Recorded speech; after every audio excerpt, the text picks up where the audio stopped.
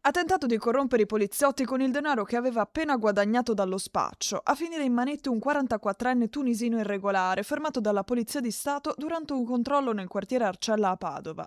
L'uomo, intercettato in via Faggin mentre si muoveva in bicicletta con atteggiamento sospetto, ha cercato di disfarsi della droga ingoiandola, ma è stato bloccato dagli agenti, che hanno recuperato oltre 12 grammi di hashish.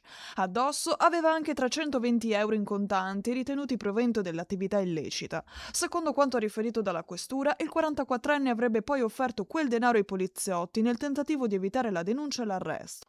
Accompagnato in questura, è stato arrestato per detenzione ai fini di spaccio e denunciato per istigazione alla corruzione. L'uomo, in Italia dal 2011 e irregolare sul territorio nazionale, è risultato essere pregiudicato per svariati reati e condanne, quali detenzione ai fini di spaccio di sostanze stupefacenti, furto, rapina e porto abusivo di armi e oggetti atti a offendere.